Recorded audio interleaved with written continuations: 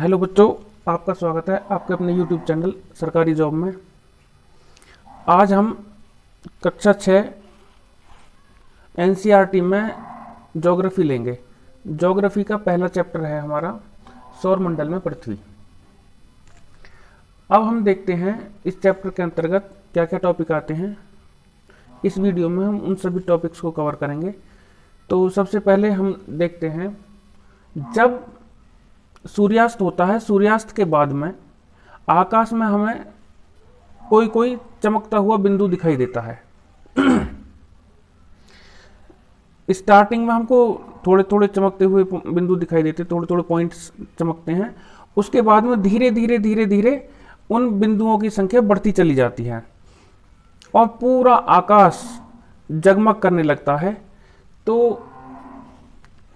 इसी तरह से अब हम देखते हैं कि इन बिंदुओं के अलावा भी कुछ छोटे बिंदु होते हैं, कुछ बड़े बिंदु होते हैं, कुछ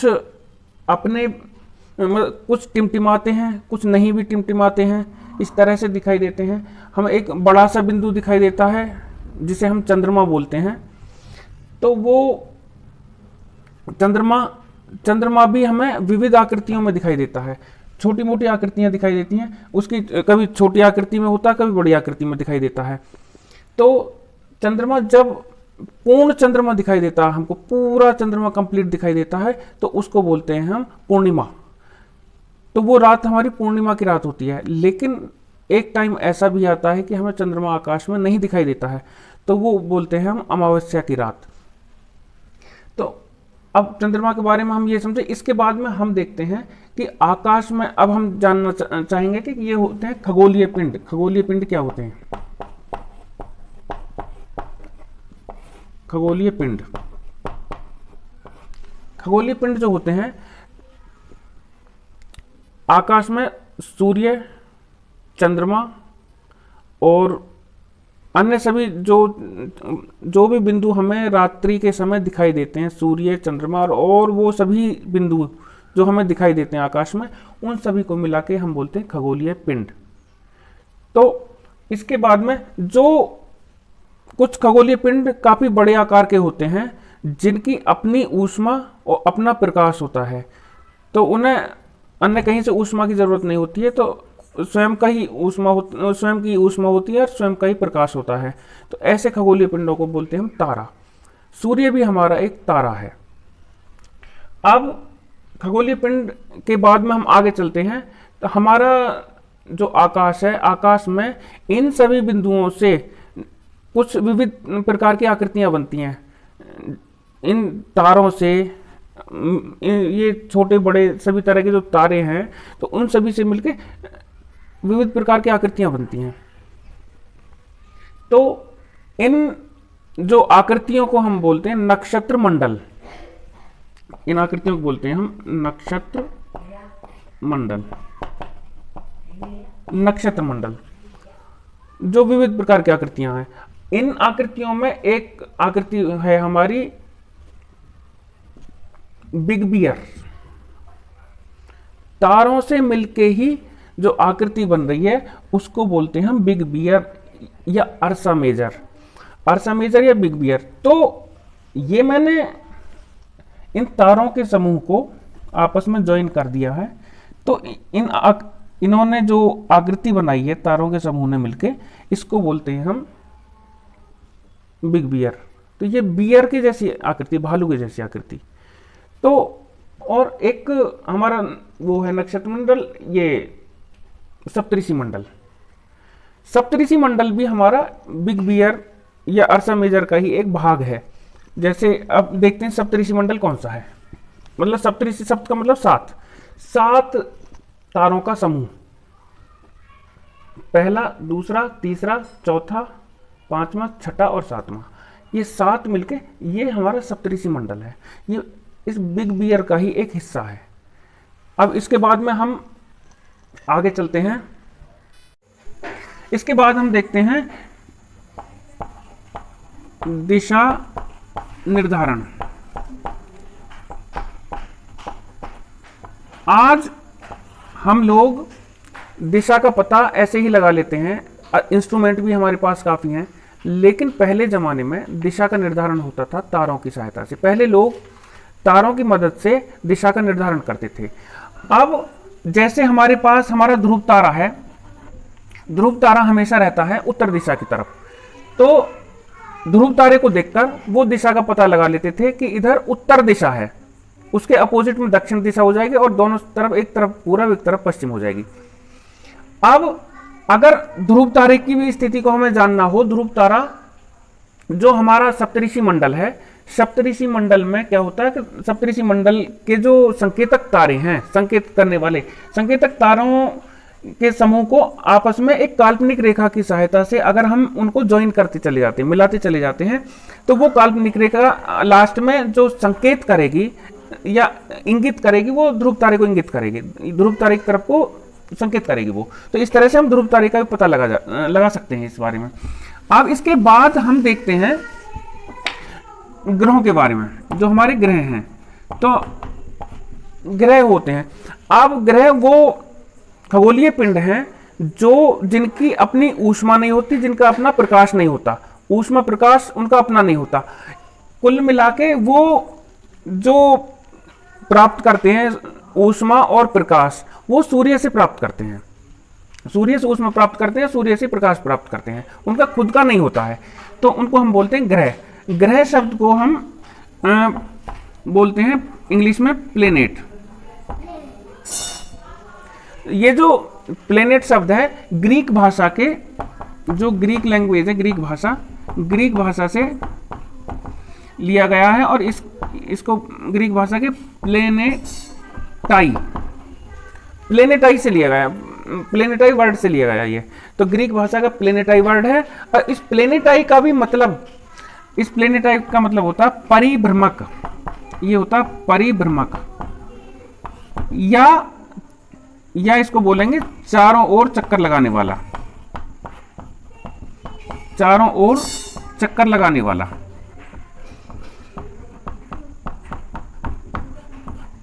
चारों ओर चक्कर लगाने वाला। तो अब मैंने बताया कि ग्रह कौन से होते हैं जो सूर्य के चारों तरफ चक्कर लगाते हैं, उनके खुद के प्रकाश और ऊष्मा नहीं होती है। किस शब्द से लिया गया? ग्रीक भाषा के प्लेनेटाई से लिया गया, जिसका मतलब होता है परिभ्रमक या चारों ओर चक्कर लगाने वाला। तो अब देखते हैं, अगर ग्रह हैं हमारे पास, ये ग्रह कितने हैं? हमारी जो पृथ्वी है, जिस पर हम रहते हैं खुद, पृथ्वी, हमारी पृथ्वी, वो भी एक ग्रह है। पृथ्वी भी हमारी एक ग्रह है, जिस पे हम, ये हमारा एक प्लेनेट है पृथ्वी, तो इस पर हम पृथ्वी पर रहते हैं, तो ये हमारा ग्रह है। पृथ्वी सूर्य का चक्कर लगाती है और सूर्य से ही ऊष्मा प्राप्त करती है, सूर्य से ही प्रकाश प्राप्त करती है पृथ्वी। जो हमारा चंद्रमा है, चंद्रमा हमारा पृथ्वी का सहचर है। क्या है? पृथ्वी का सहचर। पृथ्वी का सहचर का मतलब पृथ्वी के साथ चलने वाला, पृथ्वी के साथ चक्कर लगाने वाला। तो पृथ्वी सूर्य के चारों तरफ चक्कर लगाती है, तो ये पृथ्वी के चारों तरफ चक्कर लगाता है और साथ साथ सूर्य के चारों तरफ भी चक्कर लगाता है। तो पृथ्वी का ये सहचर है, इसके साथ साथ चलने वाला चंद्रमा। अब बात करें अगर हम इसके बाद सौरमंडल की, सौरमंडल की अगर हम बात करते हैं कि सौरमंडल किसको बोलते हैं, तो सौरमंडल में हम देखते हैं कि सौरमंडल में क्या क्या इंक्लूड होता है, क्या शामिल होता है। सूर्य जो है केंद्र में होता है, सौरमंडल के केंद्र में सूर्य होता है। सूर्य, 8 ग्रह और उन ग्रहों के उपग्रह, ये 3 चीजें, और कुछ अन्य खगोलीय पिंड, कुछ अन्य खगोलीय पिंड हैं, जैसे उल्का पिंड है, उल्का पिंड है। कुछ क्षुद्र ग्रह भी होते हैं, क्षुद्र ग्रह कुछ होते हैं, क्षुद्र ग्रह।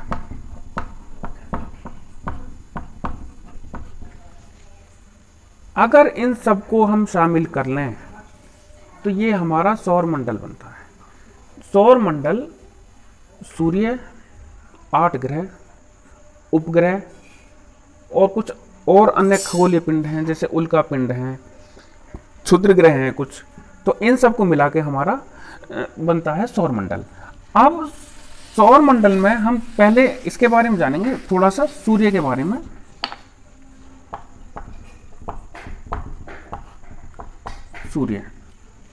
सूर्य हमारा एक तारा है और सूर्य पृथ्वी के सबसे नजदीक है, सबसे नजदीक वाला तारा है, इसलिए ये हमें बड़ा भी दिखाई देता आकार में। और सूर्य की अपनी ऊष्मा होती है, अपना प्रकाश होता है इसका, अपनी ऊष्मा, अपना प्रकाश होता है सूर्य का, और ये गैसों का बना होता है, गैसों का बना होता है ये, और हमारे सौर मंडल के ग्रह में अवस्थित है। ये सौर मंडल है जो हमारा पूरा, उसके केंद्र में सूर्य होता है, उसके चारों तरफ सारे ग्रह चक्कर लगाते रहते हैं। अब हम देखते हैं सौर मंडल में होता क्या है। सबसे पहले हमारे पास बीच में होता है सूर्य, ये हमारा सूर्य है,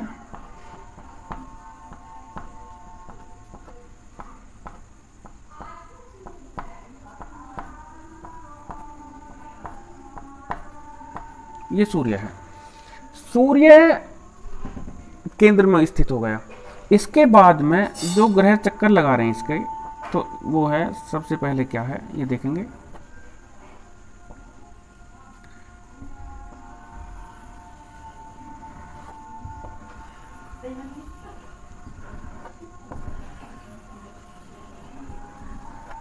इसमें आ नहीं पाएगा शायद,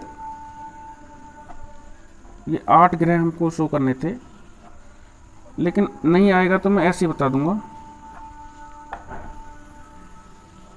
इस तरह से कितने हो गए, 1 2 3 4 5 6, मतलब एक 7वां आएगा यहाँ, थोड़ा नजदीक कर दिया, और एक आ जाएगा हमारा 8वां। इस तरह से ये 8वां आ जाएगा। तो सबसे पहले हम देखते हैं, मानो ये है हमारा, ये सबसे नजदीक वाला ग्रह ये है हमारा बुध। दूसरा जो आएगा वो आएगा, इसके बाद में अगर ले लेता हूं मैं शुक्र, इसके बाद में तीसरे नंबर पे है हमारी पृथ्वी, फिर मंगल, फिर आता है हमारा बृहस्पति, फिर शनि, फिर अरुण, फिर वरुण। इस तरह से आते हैं बुध, शुक्र, पृथ्वी, मंगल, बृहस्पति, शनि, अरुण, वरुण। मैं इस तरह से इसको ना दिखा के अलग लिख देता हूं मैं, तो मतलब मैंने ये फिगर इसलिए बनाई कि इसमें पता लग जाए कि पहले कौन सा, फिर कौन सा, फिर कौन सा, फिर कौन सा। इसमें ये भी कभी कभी पूछ लिया जाता है कि पृथ्वी कौन कौन से 2 ग्रहों के बीच में स्थित है, तो मंगल और शुक्र के बीच में स्थित है। इस तरह से एक क्वेश्चन बन सकता है इसमें, तो और भी क्वेश्चन बन सकते हैं। अब मैं इसको बताता हूं, इनको क्रम से लिख देता हूं मैं, और फिर मैं इनको इंग्लिश में भी बता दूंगा। जैसे है हमारा पहले बुध, शुक्र, फिर पृथ्वी, मंगल, बृहस्पति, फिर शनि, फिर अरुण, और इसके बाद है वरुण। इस तरह से ये हमारे 8 ग्रह हो गए जो सूर्य के चारों ओर चक्कर लगाते हैं। अब इन ग्रहों के भी अपने उपग्रह हैं। मानो बुध के उपग्रह हैं तो वो बुध के चारों ओर भी चक्कर लगाते हैं। पृथ्वी का उपग्रह जैसे अकेला इकलौता उपग्रह चंद्रमा है, तो चंद्रमा पृथ्वी के चारों ओर चक्कर लगाता है। अब इसके बाद अगर मैं इनको वैसे बताऊं, थोड़ा याद करने का तरीका, जैसे इंग्लिश में इनको याद कर लेंगे, इंग्लिश में भी इनका बता देता हूं। हम एक सेंटेंस लिखते हैं, माई वेरी एफिशिएंट मदर, ये मैं तरीका बता रहा हूं इनको वैसे याद करने का, क्रम से एक सेंटेंस हम याद कर लेंगे तो उस सेंटेंस के अकॉर्डिंग ही हम इनको पहले पहले लेटर के अनुसार इसको याद कर लेंगे कि कौन सा कब आएगा। तो my very efficient mother just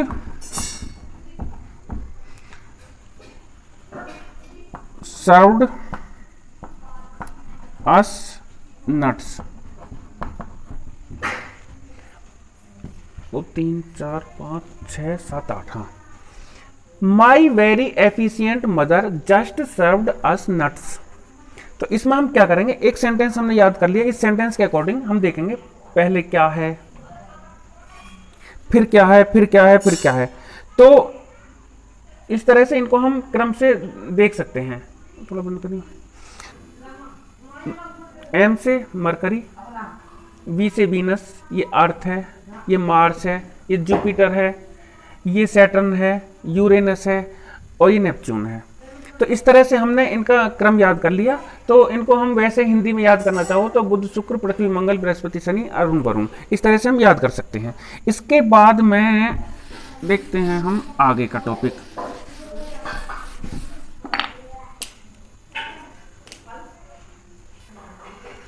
अब इसके बाद हम देखते हैं पृथ्वी के बारे में।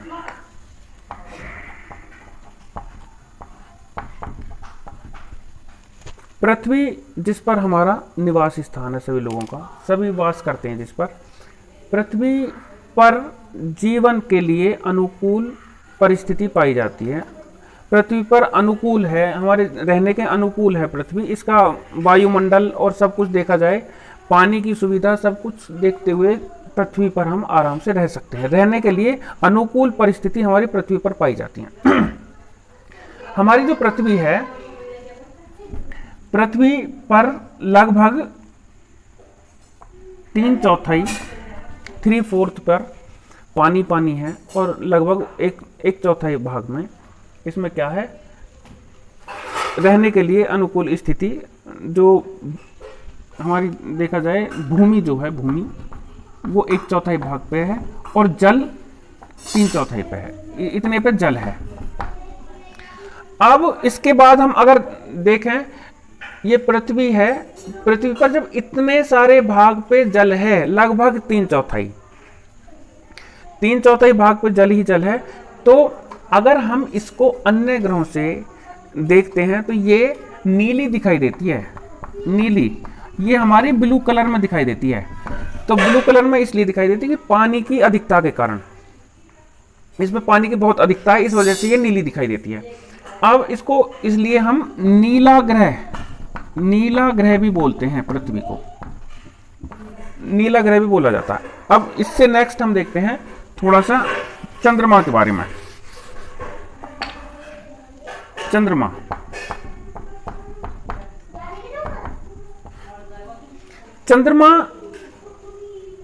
पृथ्वी का एकमात्र उपग्रह है। ये उपग्रह है किसका? पृथ्वी का। हमारी पृथ्वी का एकमात्र उपग्रह है और ये उपग्रह पृथ्वी के चारों ओर चक्कर लगाता है, जैसे पृथ्वी सूर्य के चारों ओर चक्कर लगाती है। अब ये चंद्रमा जो है हमारी पृथ्वी से लगभग इतने किलोमीटर दूर, तो ये लगभग 3,84,400 किलोमीटर दूर है हमारी पृथ्वी से। जैसे अगर सूर्य देखा जाए, पृथ्वी से सूर्य लगभग 15 करोड़ किलोमीटर दूर है।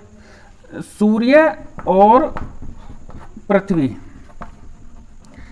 इनके बीच की जो ये डिस्टेंस है लगभग 15 करोड़ किलोमीटर है, पृथ्वी और सूर्य के बीच की दूरी। तो और ये दूरी किसके बीच की? चंद्रमा और पृथ्वी के बीच की दूरी है कितनी? 3,84,400 किलोमीटर लगभग। अब इसके बाद हम आगे बढ़ते हैं। चंद्रमा आकार में पृथ्वी से काफी छोटा है और चंद्रमा का व्यास पृथ्वी के व्यास का लगभग, व्यास मतलब डायमीटर, इसका डायमीटर अर्थ के डायमीटर का भी 1/4 है, 1/4, 1/4 है इसका जो डायमीटर है। इसका डायमीटर जो है अर्थ के डायमीटर का 1/4 है। और ये लगभग देखा जाए तो 27 दिन में परिक्रमा पूरी करता है पृथ्वी की परिक्रमा कर देता कंप्लीट, कितने, 27 दिन के अंदर। 27 दिन में पूरी इसके हमारे अर्थ के चारों ओर कंप्लीट हो जाती है। अब हम देखते हैं क्षुद्र ग्रहों के बारे में। हमारे जो क्षुद्र ग्रह हैं ये हमारे ग्रहों के ही भाग हैं, ये छोटे छोटे टुकड़े हैं जो ग्रहों से ही टूट के अलग हुए। ये मंगल और बृहस्पति की कक्षाओं के बीच पाए जाते हैं और ये भी सूर्य का चक्कर लगाते रहते हैं। तो ये हमारे हो गए क्षुद्र ग्रह। अब क्षुद्र ग्रह के बाद में हमारा लास्ट टॉपिक बचेगा उल्का पिंड।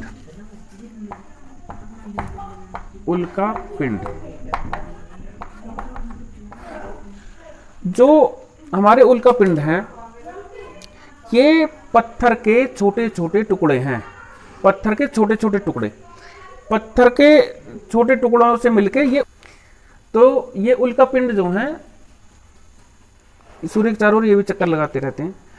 ये मैंने बताया मंगल और बृहस्पति की कक्षाओं के बीच चक्कर लगाते हैं। ये इनकी जो प्रवृत्ति होती है, नेचर होती है, पृथ्वी पर गिरने की होती है। कभी कभी ये जब पृथ्वी की ओर को आते हैं तो ये वायु के घर्षण की वजह से, फ्रिक्शन की वजह से, एयर और इनके बीच में फ्रिक्शन होता है तो उसकी वजह से ये जल उठते हैं। घर्षण की वजह से इनमें आग के जैसी मतलब पैदा होती है, जैसे प्रकाश पैदा होता है, तो ये पृथ्वी पर आकर गिरते हैं। और कभी कभी ये बिना जले ही पृथ्वी पर आके गिर जाते हैं और इस तरह से पृथ्वी में गड्ढे दिखाई देते हैं। जहां ये उल्का पिंड आगे पृथ्वी पर गिरते हैं वहां पर गड्ढे हो जाते हैं, गड्ढे पृथ्वी में, इस तरह पृथ्वी में गड्ढे हो जाते हैं। अब एक बात और है, जब आपने देखा होगा कि हमारी पृथ्वी से जब हम देखते हैं आकाश में एक चमकदार तारों की एक चमकदार पट्टी सी दिखाई देती है, इसको बोलते हैं हम आकाशगंगा। ये होती है हमारी आकाशगंगा। आकाशगंगा कुछ नहीं बल्कि तारों का एक समूह है। प्राचीन काल में इसको आकाशगंगा नाम रखा गया क्योंकि ये एक नदी की जैसी, नदी से तुलना की गई, बहती नदी से, तो इस तरह से इसको हमने उस समय आकाशगंगा बोला। और ये जो आकाशगंगा है, आकाशगंगा भी करोड़ों बादलों, तारों और गैसों का समूह होता है। इन सबको मिला के एक आकाशगंगा बनती है और लगभग लाखों आकाशगंगाओं से मिलकर हमारा ब्रह्मांड बनता है। तो ब्रह्मांड के विस्तार के बारे में तो अभी कुछ ज़्यादा जानकारी नहीं है, वैज्ञानिक भी पूरा पता लगा रहे हैं इसके बारे में। तो ब्रह्मांड हमारा बहुत बड़ा है जिसका विस्तार अभी तक कोई मतलब पता नहीं लग पाया है।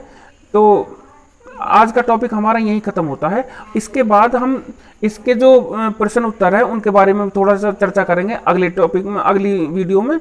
और यहाँ तक हमारा ये टॉपिक क्लास 6 का जो पहला चैप्टर है ज्योग्राफी का वो खत्म हो जाता है। धन्यवाद।